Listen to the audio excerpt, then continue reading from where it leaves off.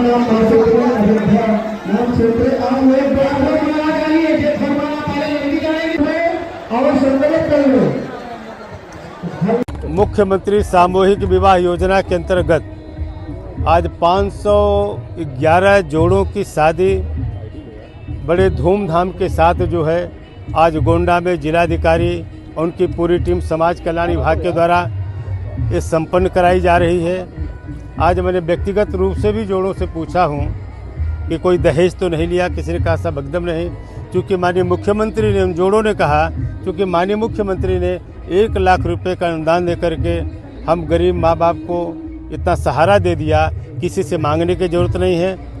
आप जानते हैं कि अब से पहले आप 40-50 साल पहले अपने बुजुर्गों से पूछेंगे तो 10,000 रुपया गरीब माँ बाप को मिलता नहीं था अपने बेटी के हाथ को पीले करने के लिए। ये सच्चाई है और आज 1 लाख की रकम आज मिल रही है। जो गरीब आदमी था दूसरे के दरवाजे पे जाता था, हाथ फैलाता था अपनी बेटी की शादी के लिए, वो लाचार बेबस होकर वापस आ जाता था, पैसा नहीं मिलता था। मैं तो बधाई दूंगा माननीय मुख्यमंत्री को, इतना बड़ा दिल है। उन्होंने कहा किसी भी गरीब माँ बाप को पैसे के अभाव में किसी के दरवाजे पे दस्तक नहीं देना है, किसी के सामने हाथ नहीं फैलाना है। अब उत्तर प्रदेश सरकार 1 लाख रुपए का अनुदान देगी इस गरीबों की बेटियों की शादी के लिए।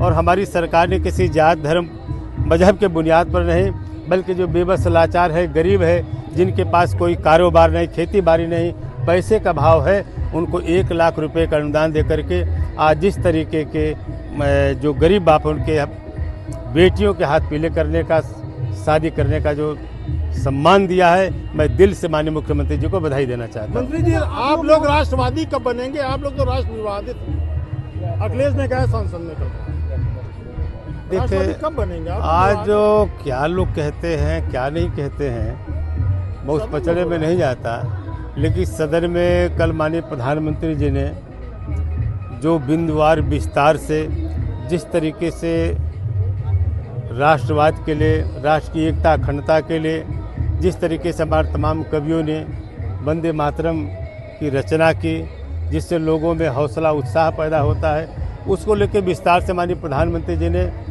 जो स्पीच अपनी दिया है संसद के अंदर, जो है आज पूरे देश में उसकी सराहना हो रही है। इसलिए पूरी तरीके से मैं तो कहता हूँ सारे लोग जो राष्ट्रवादी लोग यहाँ पर है, जो राष्ट्र की एकता अखंडता के लिए आज पूरे तन मन से आगे बढ़ रहे हैं। जिस तरीके से प्रियंका गांधी ने कहा है कि जो अधिवेशन में आया था वो मोदी जी ने छुपा लिया, असली चीज तो छुपा लिया मोदी जी ने। चलो विपक्षी क्या कहता है, हमें उसकी चिंता नहीं है, हमें इस देश के 140 करोड़ ज़्यादा जनता की चिंता है, जिसके लिए हमारी एनडीए की सरकार और माननीय यशस्वी प्रधानमंत्री मोदी जी दिन रात काम में लगे हुए हैं।